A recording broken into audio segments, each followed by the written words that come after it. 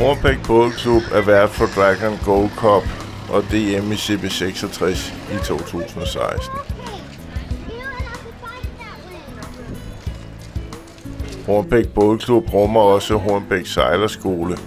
Vi mødtes med instruktører og elever på første sal i bådklubbens lokaler på Hornbæk Havn. Jamen, Hornbæk Sejlerskole, Team L23. Vi sejler mandag, tirsdag med nybegyndere. Og så sejler vi onsdag og torsdag med let øvet. Og onsdag er mest det er noget kapsejlads, det skal vi så sejle efter sommerferien, satser vi på. Måske ikke hver gang, men en gang imellem. Og måske eleverne skal sejle selv, hvor jeg måske sejler af følgebåd, eller instruktørerne sejler af følgebåd.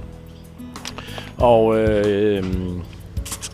sådan en L23, det er en dansk bygget.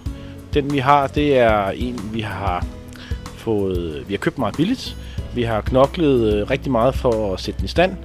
Den lignede som noget, der var trukket op af en sø, da vi fandt den nede. Den stod 4 år på land. Vi har fået rigtig mange sponsorer til den.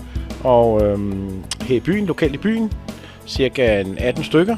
Og vi er faktisk nogle af dem, som har skaffet flest sponsorer til Hornbæk Bådklub.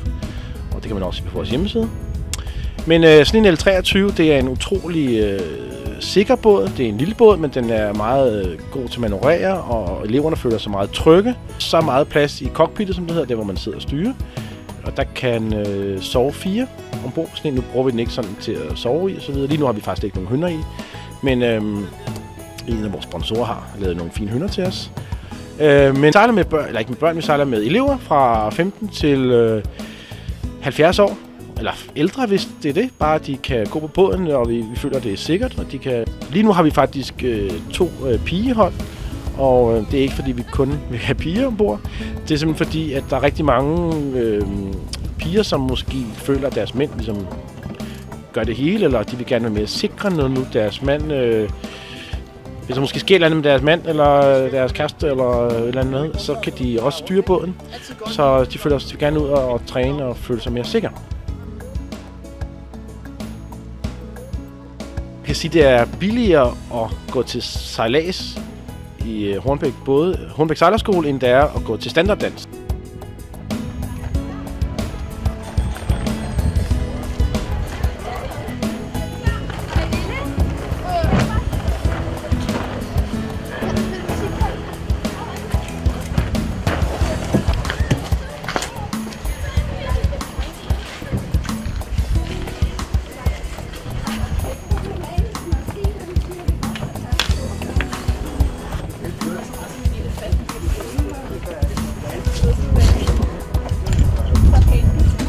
Sejle ud i midterhavnen derude og sætte nogle sejl, og så får I lov til at sådan hive snorene, og som jeg siger til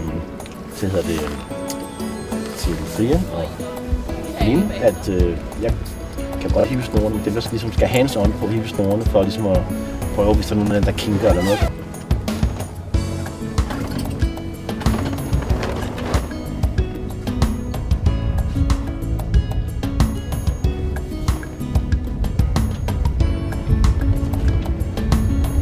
Du kan godt lige melde, når den er fri deroppe, ikke? Tak.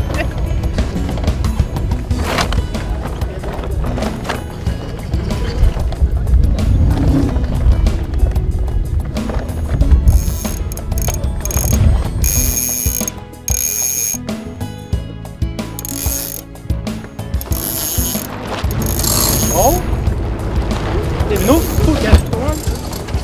Så er der bomben ikke. Står her med mange ude der.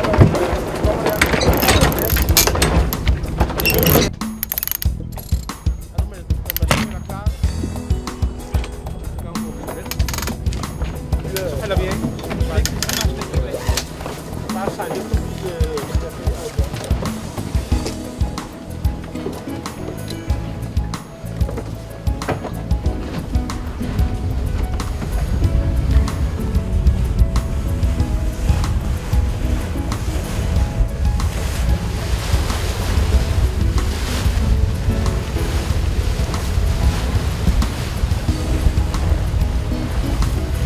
Båden til jer, så går jeg lige herovre.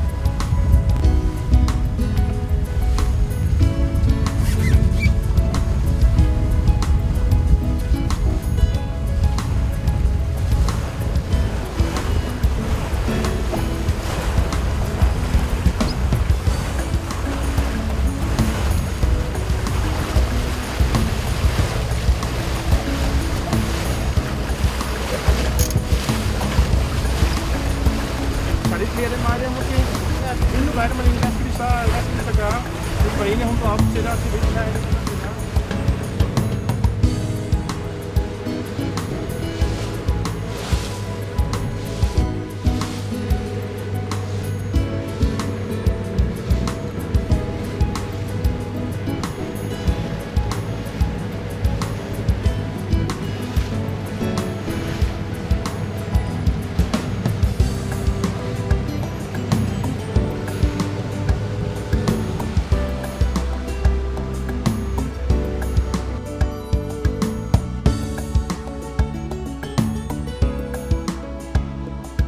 Jeg er 35 år og mor til 3 børn, og har sejlet med min mand i 6 år.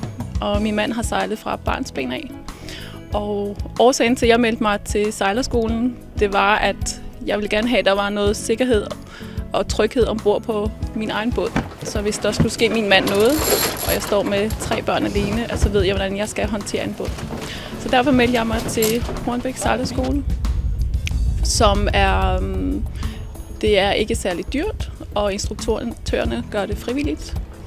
Jeg gjorde det af praktiske årsager, men jeg fandt ud af, at man får så meget mere end bare det at lære at sejle. Der er et stort sammenhold, og vi har det rigtig sjovt på vandet.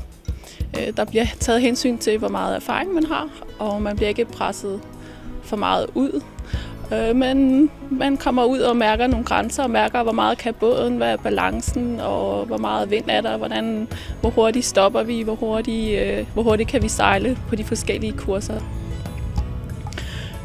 Bare det at være ude på vandet, synes jeg, giver enorm frihed, og det giver en enorm ro.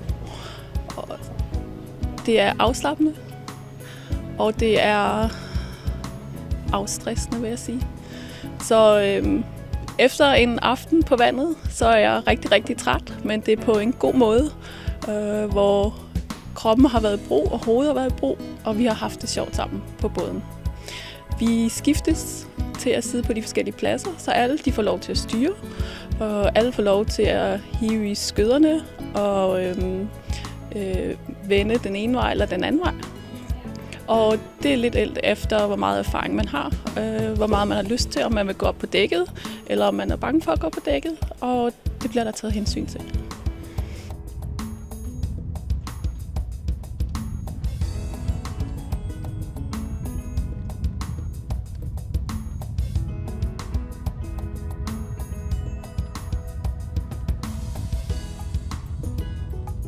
Så kan man jo godt sige, at det, som jeg synes var rigtig fint, det er, at det faktisk ikke koster noget for børn at gå på sejlerskolen. Ja. Det er jo sådan, at man bliver medlem af klubben, af bådklubben. Det skal alle være. Og så er der så sådan en kontingent ligesom for at komme på sejlerskolen eller gå på sejlerskolen. Og det er faktisk, der betaler man først, når man er over 25.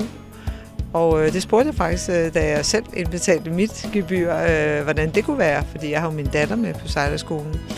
Og der sagde de, at det er simpelthen for at tiltrække flere unge mennesker. Og det synes jeg er jo rigtig positivt, at man kan komme ud og sejle og til en billig penge, i stedet for at lave alt muligt andet. Ja. Jamen... Det var jo fordi, at vi har købt en part i en båd, og min mand er rigtig god til at sejle, og jeg kan overhovedet ikke sejle. Og så tænker jeg, at det bliver jeg nødt til at lære. Det er godt at kunne noget også selv, så man ikke er fuldstændig passiv på båden, når man tager afsted. Så det var min motivation.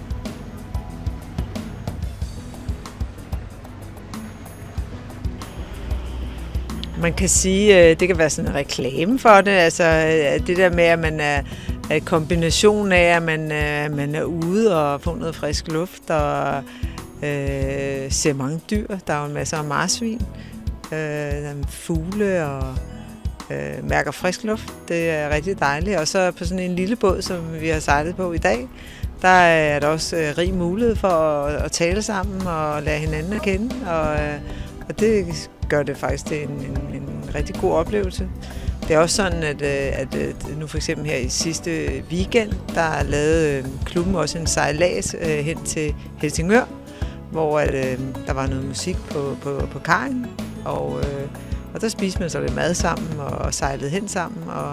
Så det var et fint socialt arrangement. Så det at sejle, det er jo også en socialt god ting.